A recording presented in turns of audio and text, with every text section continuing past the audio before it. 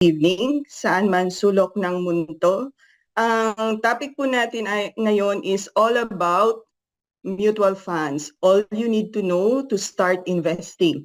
So napakaganda po ng topic natin kasi once alam natin kung paano to gawin, nagiging excited po tayo. So once again, my name is Lenny Langford. Isa po akong OFW from Riyadh, nurse by profession. So I joined IMG last May 2019. So part-time po akong financial educator. Isa na rin po akong investor. So sino ba si IMG? So IMG stands for International Marketing Group.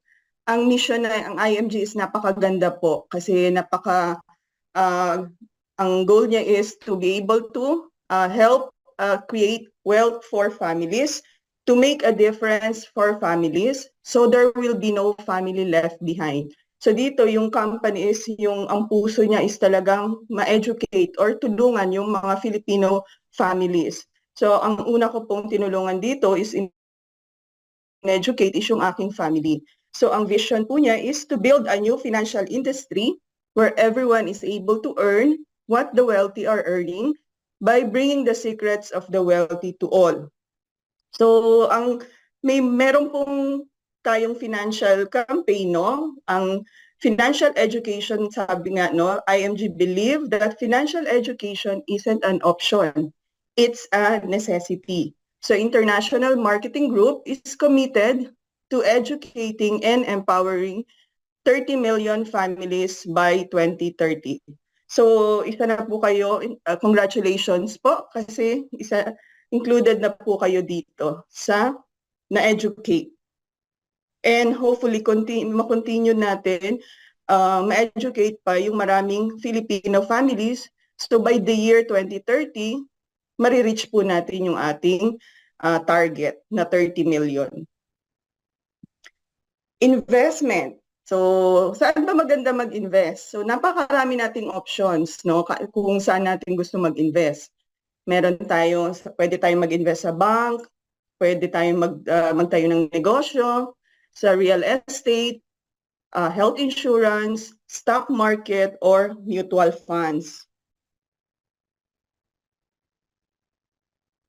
Ang tanong, saan ba maganda? So halos lahat ng options na pinakita kanina is maganda siya. Pero dapat alam natin kung ano ang dapat nating unahin. Paano tayo magsisimula? So dito sa IMG, tinuturo tayo kung ano gina-guide tayo kung ano paano natin gawin, no? Paano natin simulan ito. At ang pinaka-importante is may tamang mindset po tayo sa pag-uumpisa. So sabi nga, investing is the commitment to use money and expect to make more money to achieve a long-term goal. So dito, once nag-i-invest tayo, palagi natin iisipin it's about long-term goal. Hindi to parang paluwagan wherein may certain amount of time lang, then after that, makukuha na natin kaagad. Dito, pag sinabing long-term, isipin natin is pang may time frame siya, mahaba yung time frame niya. So bakit ba maraming tao ang na-scam sa investment? So number one is greed. Ano ba tong greed? Kasi syempre marami is pag hindi pa nila alam about investment, no? Ang mindset nila is kailangan malaki to. Yung malaki ang ma-earn ko. So yung income side kaagad. So doon nag-uumpisa, no? Once iniisip natin, malaki pala yung magigain ko dito, so nagkakaroon tayo ng andun yung greed.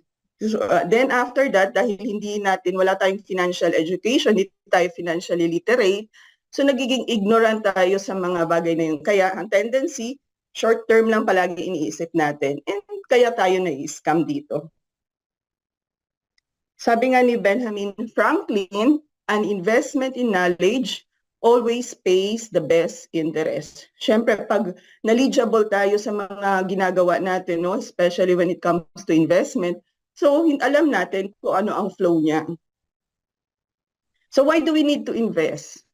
So ang tanong is, syempre, if you want to achieve our long-term financial goals, so katulad ko, ano ba yung financial goals ko? Ano ba tong long-term? So kasi as an OFW, no, palagi kong iniisip na anong gagawin ko? What if nag-for good na ako? So long-term palagi ang iniisip ko. So as of now is piniprepare ko yung for retirement. Kasi ayaw kong darating yung time, hindi ako nagplan, wala akong financial goals. Ang tendency, umuwi ako. Then after that, naka, wala akong gagawin. So wala ka ng income at that time. So dapat yung financial retirement is, or yung retirement mo is, piniprepare mo na siya. Especially sa mga OFW. At saka sa mga nag-work din, dapat as early as now, nag-work pa tayo, iniisip na natin yung retirement natin.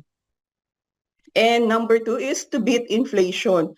So itong inflation na to, why do we need to beat inflation? Sa halagang 1,000, no, pag nag-grocery tayo, konti, napaka-konti talaga ng amount, no? Then na mabibili natin sa groceries. So let's say for example, with 5% inflation, by next year yung 1,000 natin is nag-increase na siya sa 1,050. So 10 years from now, magiging 1,700 na yung binibili nating worth 1,000, nasa 1,700 na siya in 10 years. Then in 20 years, magiging 2,700 na po siya. So, ito yung inflation, no? Sabi nga sa inflation is the increase in prices of goods and commodities. So, dapat mabit natin ito.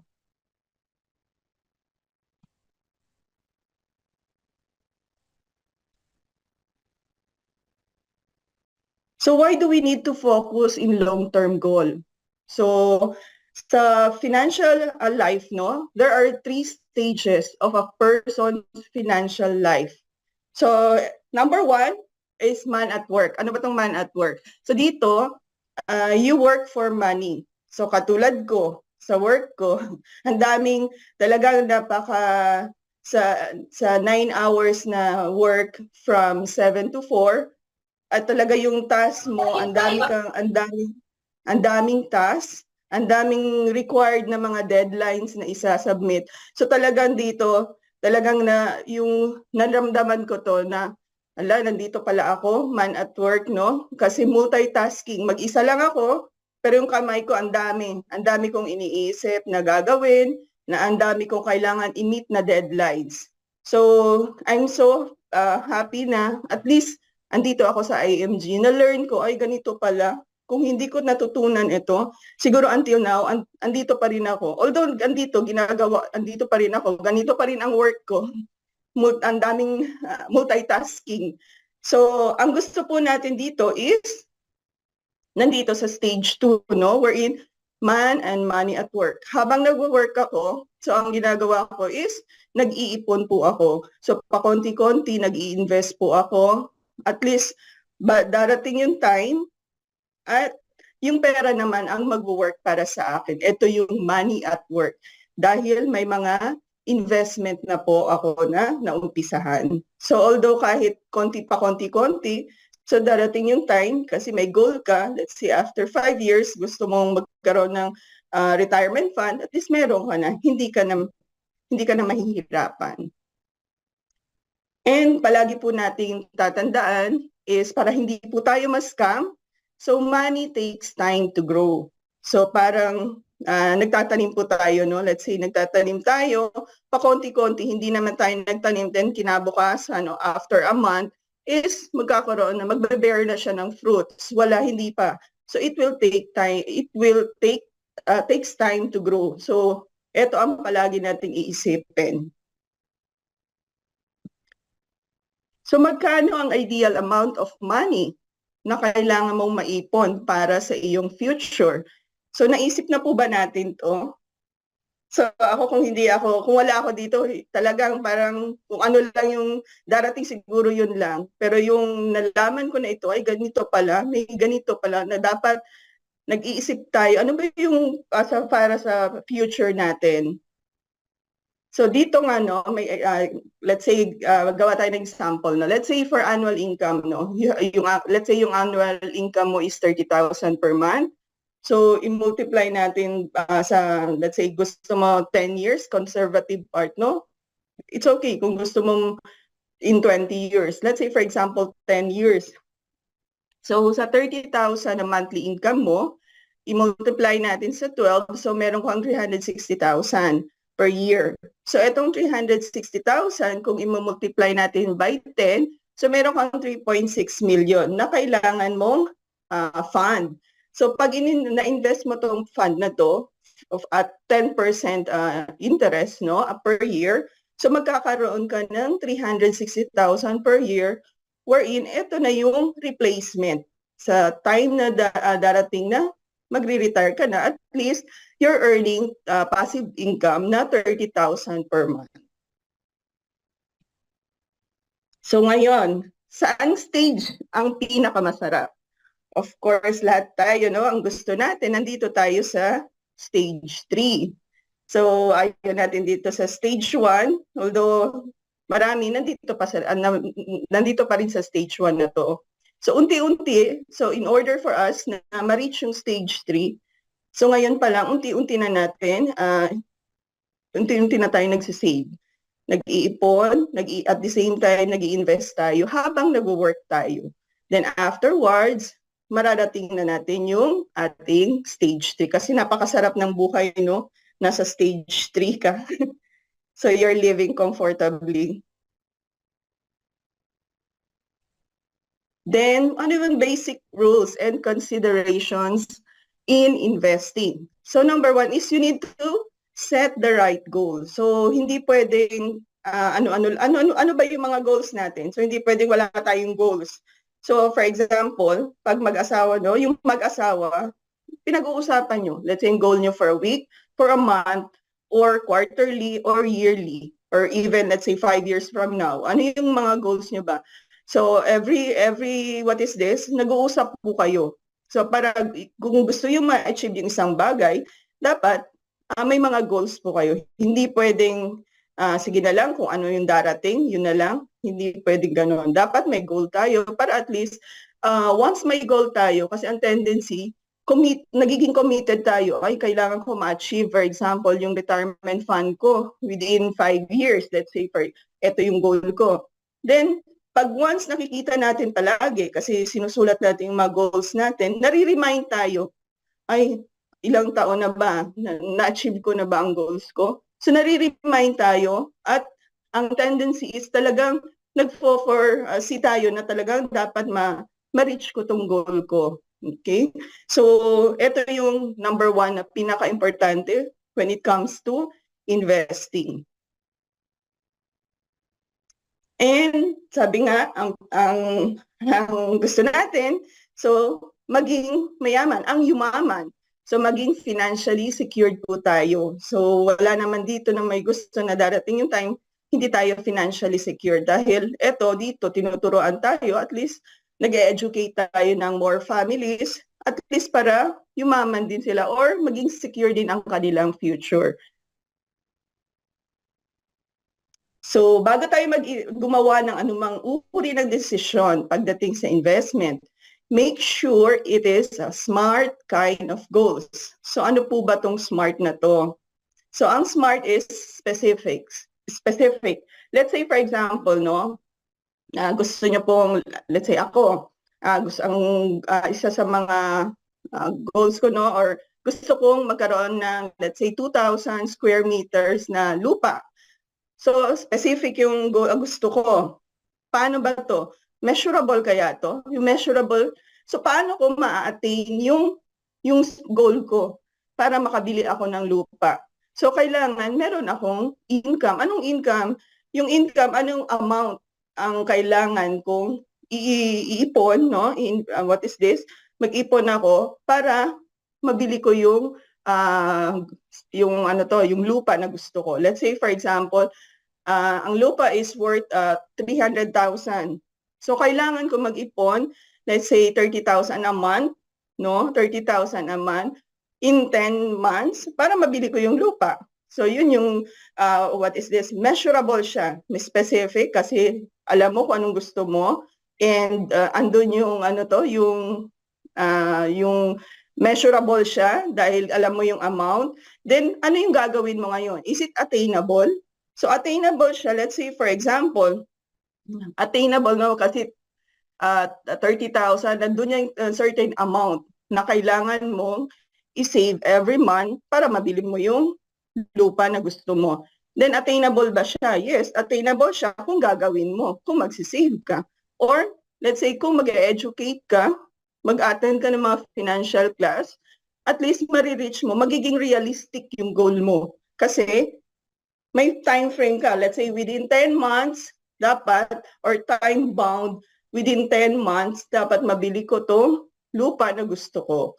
So ito yung smart. Hindi tayo pwede gumawa ng desisyon na basta na hindi natin fina-follow to. At least it will help us, no? Na it will be specific, measurable, attainable, realistic, and time-bound. So sa paggagawa ng goals, no, meron tayong short-term goal, meron tayong medium-term goal, at saka long-term goal.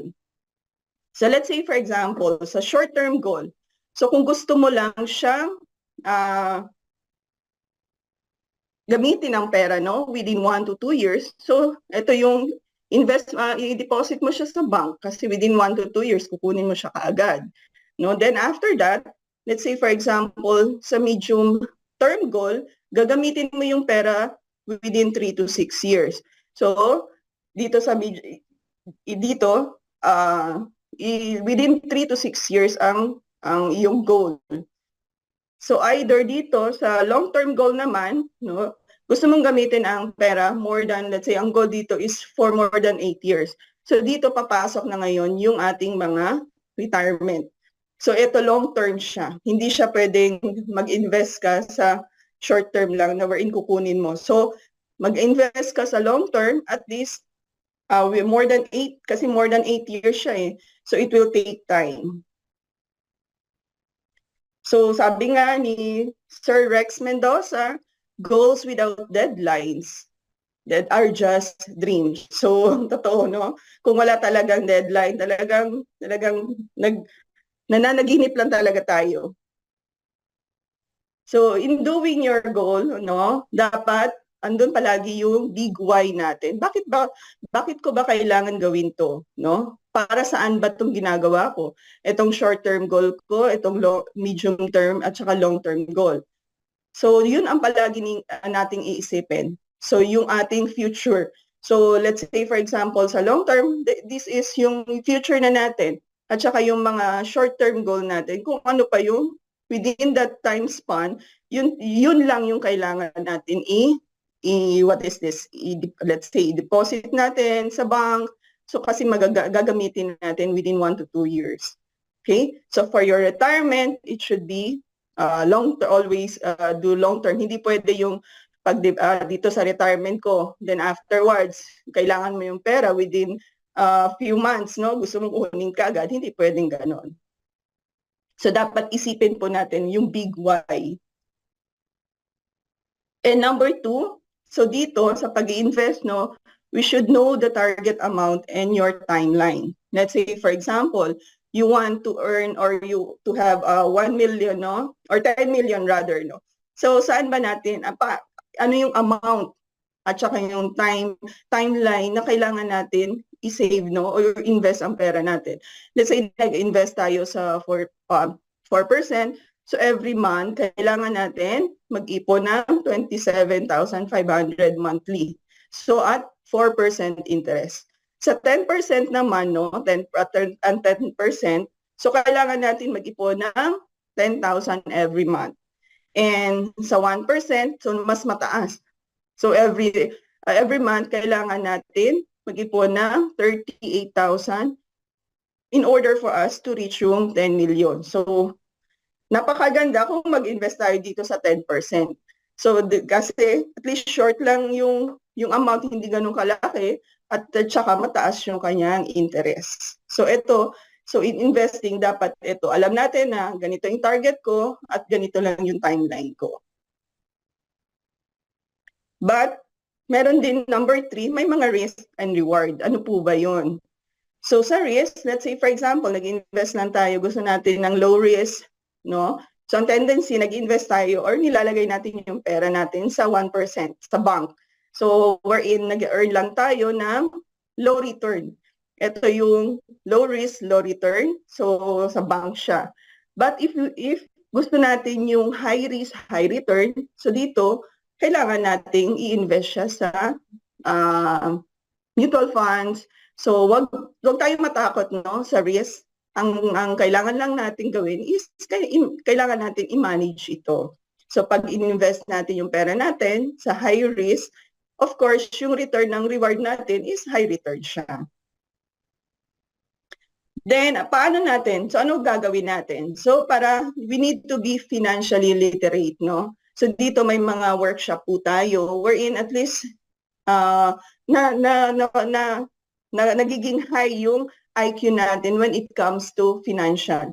So, at present, no, let's say for example, hindi ka pa nag-a-attend masyado ng financial literacy, no, hindi mo alam. So, tendency low financial IQ lang tayo. So, whatever yung risk natin, no, hindi natin alam ano ba tong high risk and low risk. So, once if nag-continuous nag-a-attend ka ng mga financial education, so dito, maiisip mo or matututunan mo ano ba tong high risk na nilagay ko. Okay, yung pera ko, nilagay ko sa high risk.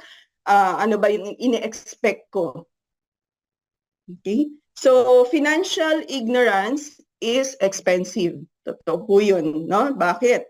Siyempre, pag nag-invest tayo sa isang bagay na hindi natin naiintindihan, go lang tayo ng go, sige, pag ano yung kinuha sa atin, sige, go. So, hindi natin alam. Ang tendency is, nauwi tayo na, scam tayo. So, kailangan, wag tayo maging financial, hindi tayo maging financial ignorant, no?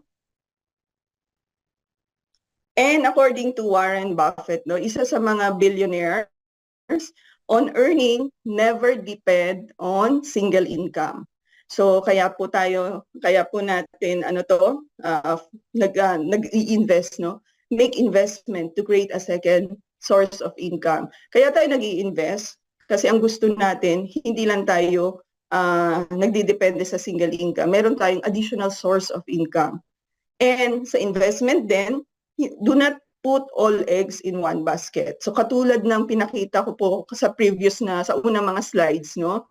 Hindi natin pwedeng ilagay lang lahat, let's say for example, sa bank, no? Wherein natutulog lang yung pera natin. So kailangan ilagay natin sa iba't ibang investment vehicle. So do not depend solely in mutual fund or stock market. So hindi ba ang gusto natin is more pag hindi pa natin alam yung financial dito kasi sa IMG meron tayong financial solid financial foundation. Pag hindi pa natin talaga alam about it, no, ang tendency is always nag-uumpisa tayo sa investment. So let's say for example may mga investment tayo, no, wala pa tayong nag-start tayo diyan. So, wala tayong emergency fund. May nangyari sa family, may medical emergency or nawala ng trabaho, may kailangan i-repair. So, ano ang nangyayari?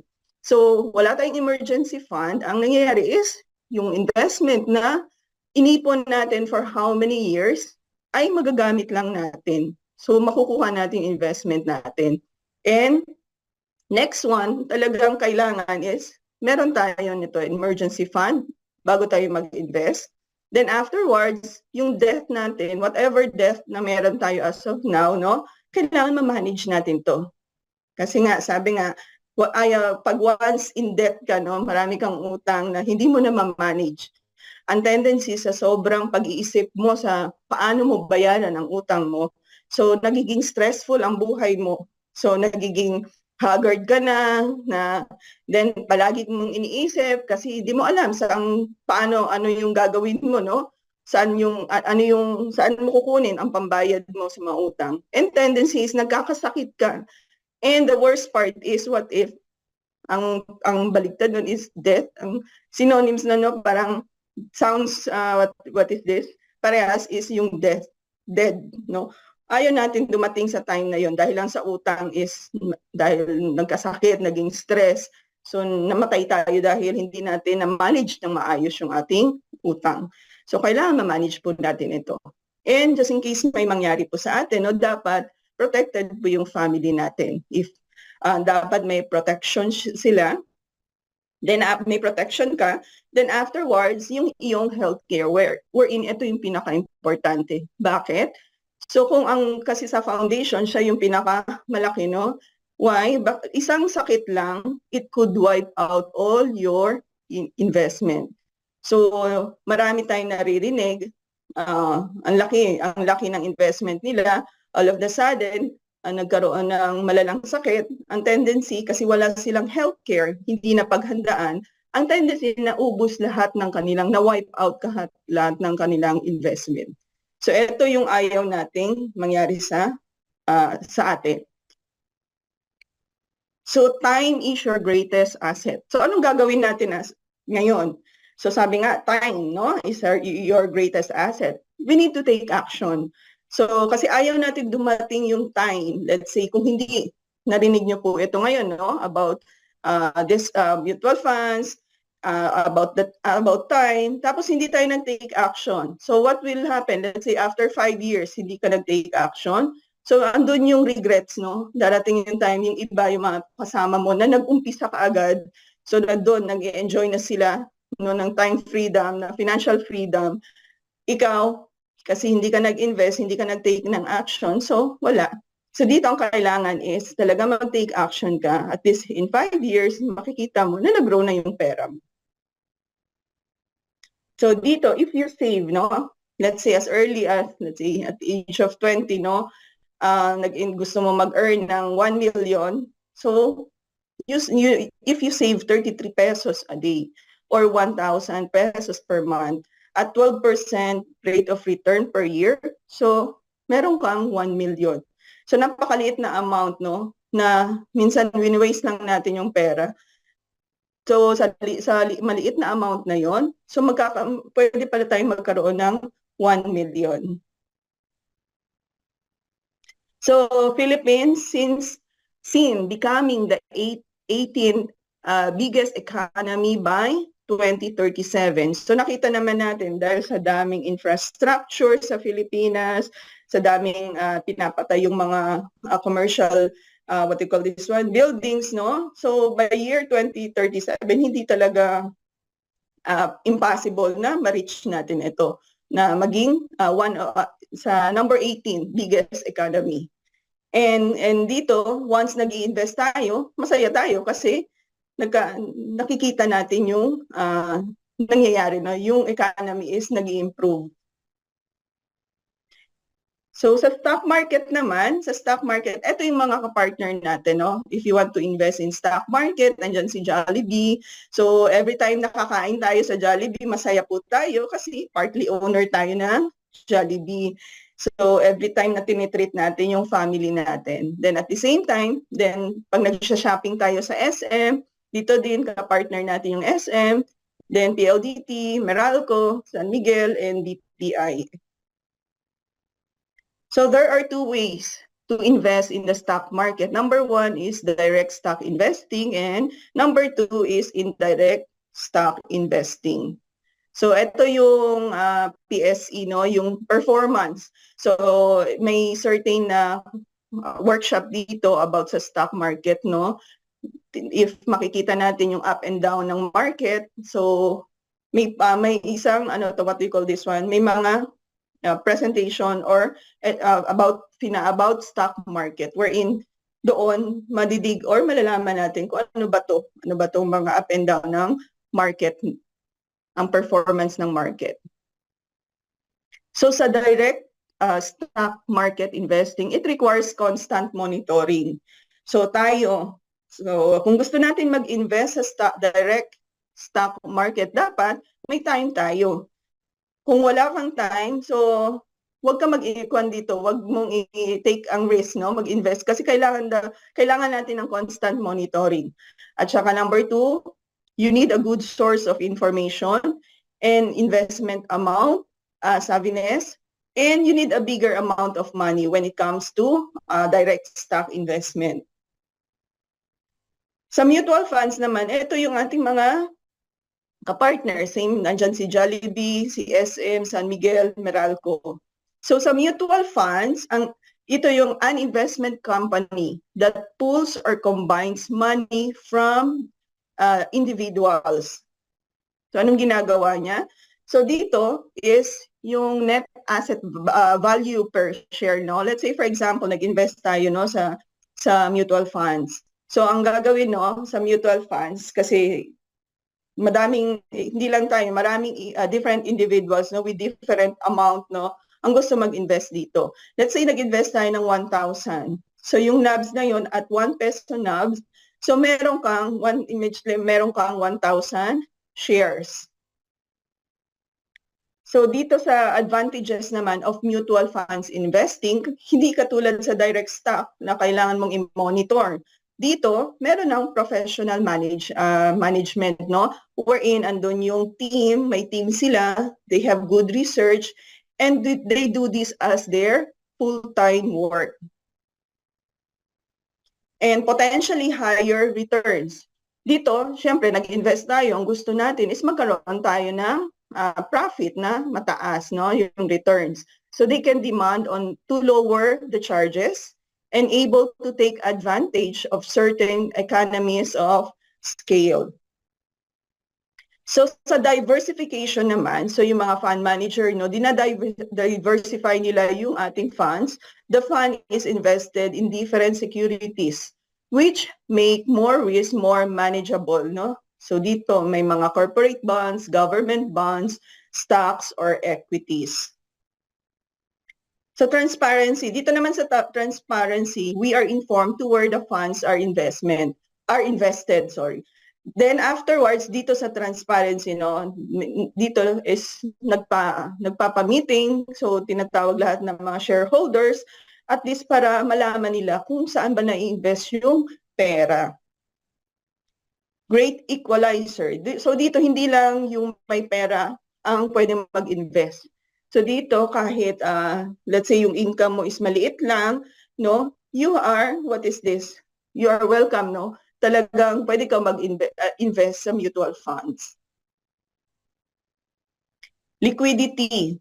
So you can easily convert your shares into cash anytime. Let's say for example, nag-invest ka sa mutual funds, then afterwards kailangan mo ng pera, no, within, let's say for example 2 to 3 years, no, let's say gusto mong kunin yung pera mo, you can easily convert it. Pwede mong mag-redeem ka, then afterwards i-deposit yun sa iyong bank account. So many mutual funds company charge only a minimal amount of money if redeemed within holding period. Accessible and affordable. So you can add anytime, no? Even online. So katulad ko, no, as an OFW, so ito talaga ang pinakagusto ko po dito sa mutual funds, no? Kasi anytime, let's say may extra money ako, so ang ginagawa ko, nagta-top up ako, online lang siya. So napaka doable niya, accessible, walang hassle. So and of course, pwede ka mag-top up for as low as 20 pesos. Safety. So it is regulated, no, by Securities and Exchange, highly regulated siya ng SEC or Securities and Exchange Commission under the Investment Company and Act and its rules. So regular audited by external auditors. So ito po yung ating SEC sa Philippines. Sa net of tax naman, whatever you see in your statement of account, no, reflects its value, original value if we redeem it. Wala na siyang tax. So dito sa risk and return naman, let's say for example, ano ba itong bond, ballast, and equity. Dito may separate talaga na workshop din. So but just to give you yung snapshot lang, no, sa bond fund, dito nag-earn ka ng, yung bond fund, low risk, pero low return lang din siya. Sa balance, it is a combination of bond and equity. Sa equity naman, ito yung high risk, high return. So we have to take note, no, that mutual fund is not covered by PDIC. Returns are not guaranteed, so past performance is not a guarantee of future returns. So dito meron tayong book. So ito, The Secret to Saving and Building Your Future. Ito yung book natin na nag-guide about sa pagplano or sa pagkaroon ng solid financial foundation. Then, after that, once nag-join po kayo sa IMG, meron tayong mga access to major providers. So ano-ano ba itong mga major providers na ito? Number one, we have healthcare, life insurance, investment, real estate, general insurance, and allied services. So ito yung mga major providers na ma-access po natin once nag-join po kayo. Meron din tayong access sa ating mga kapartner, no? Ramp-Burr, Sun Life, Soldivo, PhilEquity, wherein nag-invest dito yung SSS, Atram, dito po yung GSIS, and PAMI. So dito, no, if you're a member, no, of IMG, dito talagang na-enjoy namin ang entry fee or no entry fee rather. Walang entry fee kasi kung hindi ka member, of course, kung you want to invest sa mutual funds, no, ang tendency is meron kang entry fee na 2 to 3.5%. But once IMG member ka, and we are so happy na every time nagtatap up kami is wala kami entry fee, 0%. So at least, let's say naglagay ka ng 1,000, kung ano yung nabs mo, yun din yung shares na ibibigay sa'yo, worth na 1,000. So building a solid financial foundation. So ano ba yung gusto natin, no? Kung unstable pa yung financial foundation natin kasi hindi pa natin na-resolve yung mga especially yung utang, no, wherein ito talaga yung termite or anay na nasisira sa iyong financial house. Kailangan unti-unti na nating i-resolve ito para at least magkaroon tayo ng solid financial foundation. So dito sa solid financial foundation, no, yung ang sabi nga a while ago, yung pinaka-importante is yung healthcare. So meron kang long-term at saka short-term healthcare. Short-term, habang nag-work ka, free ng company, yes, it's okay. But itong importante, once nag-retire ka, ito yung pinakamahalaga na dahil dapat magkaroon ka ng long-term healthcare. Then afterwards, protection or life insurance, eliminate debts, emergency fund, and investment to have a solid financial foundation. So sino ba ang makakatulong sa atin? So dito, sa A or sa B, syempre sa A, lahat ng, let's say, products na bibili natin, no? So mapupunta lahat ito sa bank, sa agents, or broker lang. So what if, no, dito sa IMG, once nag-join ka, automatically you bypass the middleman dahil may direct access ka na sa mga financial companies na na-mention ko a while ago, no? Then you will enjoy also discount from the different financial products that you buy. So do it yourself na. So paano tayo mag-start? So number one, no, marami tayong membership benefits, no? So ano ba itong mga membership benefits natin? So ito yung mga membership benefits, no? As of now, meron na tayong 63 benefits. So napakarami. So from isa-isahin natin, no? From financial education, access, discount. So napakarami niya. Healthcare. Then after that, once nag-join kayo dito sa IMG or International Marketing Group, ito na yung total financial solution. So why? Because yung tatandaan natin yung 3 E's. Dito sa 3 E's, meron tayong education, we provide the knowledge. Ang gagawin lang po is talagang i-execute natin. Kahit na may knowledge tayo, kung hindi natin i-execute, useless lang po, no? Kasi may platform na siya. In order for you to access those products at saka yung benefits, kailangan i-execute natin. Then entrepreneurship, so we provide the best business opportunity. So ito yung mga benefits, no? Financial education, so magkakaroon po kayo nito ng yung book na pinakita ko po free ebook, then workshop, financial workbook, education. So financial education, ito na yung mga workshop.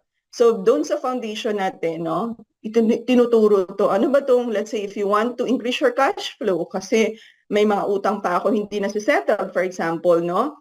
So ang kailangan ko i-attend is ito, let's say workshop 1, how to increase cash flow and debt management. So dito ituturo kung paano dapat natin gawin. Then for you to have, let's say, another benefit of IMG, let's say, for example, you want to have a strong financial foundation and proper protection, you need to attend workshop 2 wherein ituturo din doon. And building wealth and asset accumulation. Then if you want to plan for your retirement and wealth preservation, may workshop 4. And if you want to be in the business industry, meron din ituturo sa atin about building a business, no? Sa workshop 5. So dito magkakaroon tayo, sabi nga, we will have an access sa mga financial products of financial partners natin. So number 1, dito talagang ito yung pinakamaganda, no? Kasi ito yung bestseller, yung Kaiser. Kasi dito, nag-uumpisa ka na mag-build ng iyong financial house, yung pinaka-bottom niya, wherein yung healthcare. So dito sa healthcare na to, ang ating brand ambassador, si Miss Sharon Cuneta, no? Then dito, yung long-term. So dito kumuha na din po ako dito, no? 4 years ko na po siyang binabayaran kasi ito yung gusto ko, yung long-term care niya. So once you have this one, at least unti-unti mo nabibuild yung iyong financial house. So dito sa healthcare, no, sa financial house natin, so meron ng 3 ang nasold natin doon. Meron na tayong healthcare, meron na tayong insurance, as well as investment. Then rewards, dito if you want to do or be in the financial industry, you want to own a business. So you become a financial educator like me, you can own your time. Napaka-doable niya because it's only online. And at the same time, you help more families, no, achieve the income you want. And of course, become, ito yung pinakamasarap, no, become debt-free. Kasi kung debt-free ka na, talagang wala ka nang, makakatulog ka ng soundly, no? Wala kang iniisip. So, napakahimbing ng iyong tulog. Then, dito, one more is yung travel the world. So, by next year, may travel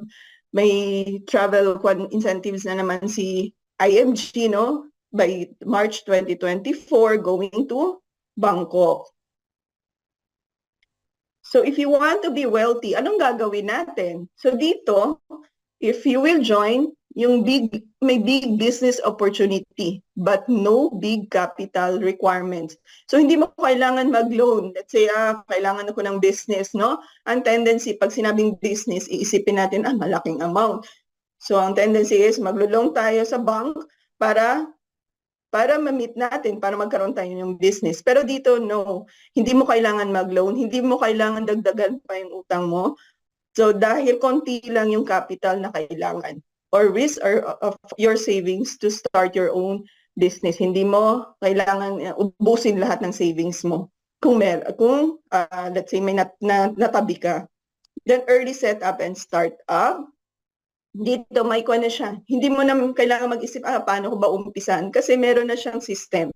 All you have to do is just to follow kung ano yung system na ibibigay ni IMG. You can do it full-time or part-time. So like me, I'm doing it part-time and it's proven and time-tested na po. So, and it is most powerful online platform. Walang territorial boundaries. Let's say, for example, nandito ako sa Riyadh, no? May gusto akong educate sa Philippines. Okay. So, I can do it kahit sa ibang lugar pa, let's say sa UK, sa, let's say, UAE. So, pwede ko siyang i-share kung saan part ng globe andun yung gusto kong i-share, no? Families or friends na gusto ko siyang i-share ang mission ni IMG. So with vesting rights, meaning to say whatever na na build mo dito sa IMG. Hindi katulad sa business, no? Pag once na build natin, nawala na yung business, so wala na, hindi natin mapapamana.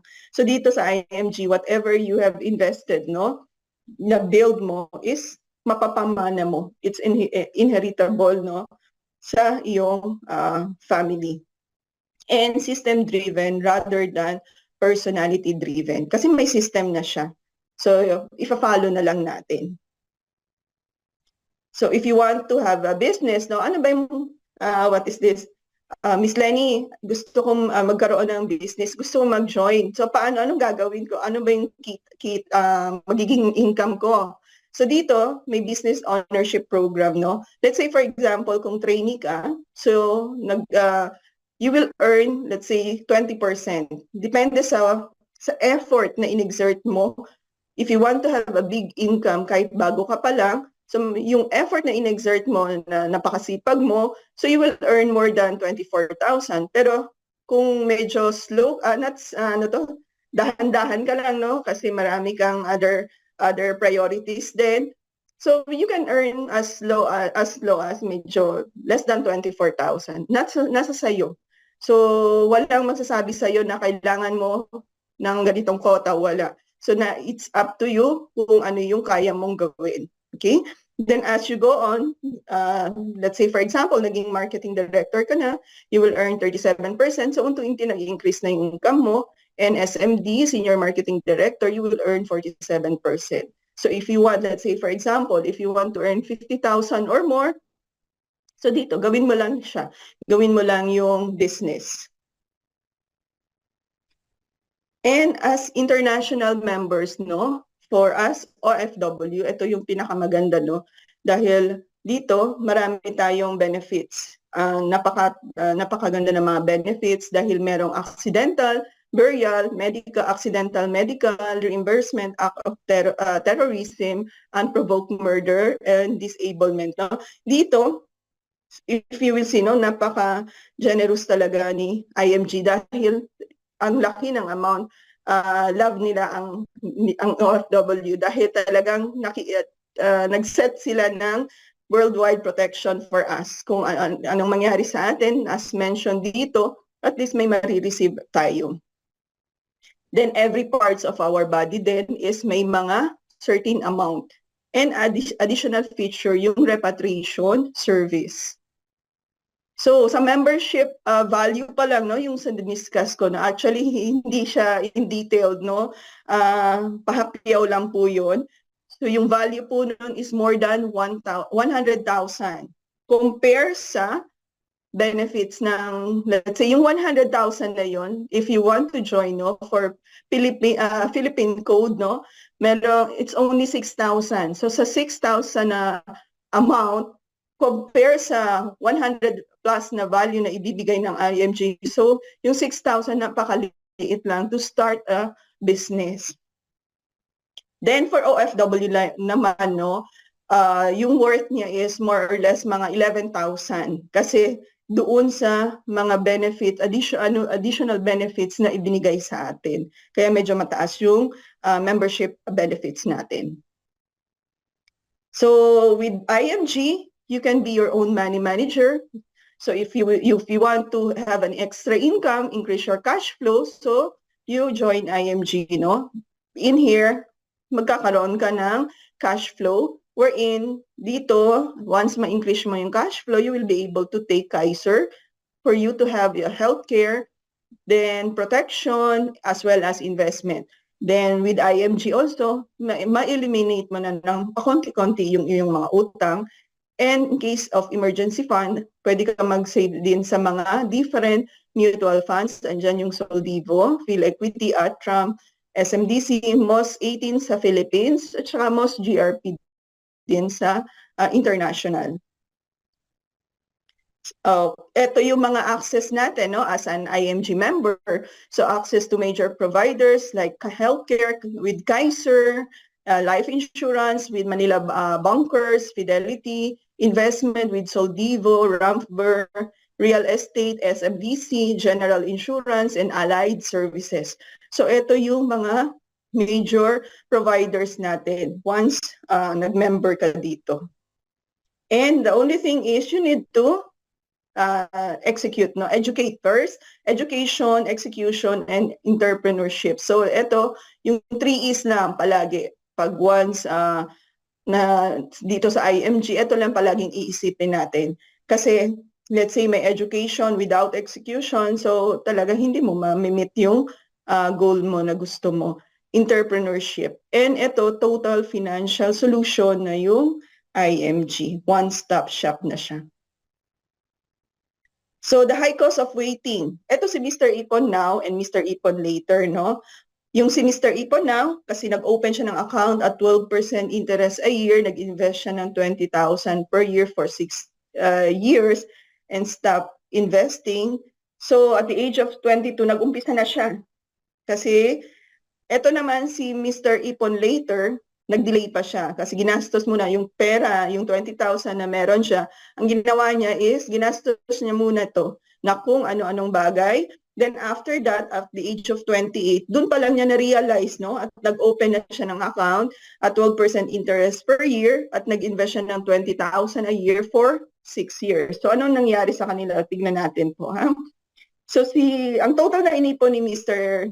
Ipon now is 120,000 in 6 years. So ano nangyari sa kanya? So nag-invest siya ng at the age of 56, so nagkaroon siya ng 4.6 million. Bakit? Ang laki, no? Dahil dito nagko-compound yung money niya. So by that time, gusto niya nang kunin yung pera niya, at least meron na siyang 4.6 million. Then eto naman si Mr. Ipon later, dahil nag-invest siya at age of 28. So ang nangyari, meron lang siyang, at the age of 56, meron lang siya 2.4. Di ba? Ang laki ng difference. So yung difference nila is 2.4 million. So dapat, at earliest now, no, kung gusto natin ma-achieve ang goal natin, dapat wag na tayong katulad ni Mr. Ipon later, wherein talagang nag-regret siya. Dahil yung investment niya is nawalan siya ng 2.4 million. So, it's okay to YOLO. Ano ba tong YOLO? You only live once. So, may pera ka ngayon, merong 13-month pay, tapos hindi ka narinig mo to, then sabi mo, ay, YOLO, you only live once. So, mag-shopping muna ako, hindi ko muna siya invest or hindi muna ako what is this? Gagamitin ko muna, no, yung pera sa kung ano-ano. And ang tendency is, don't forget, no, na may yago din. You also grow old. So, ito yung pinaka-importante. Isipin natin yung pagtanda natin. Okay?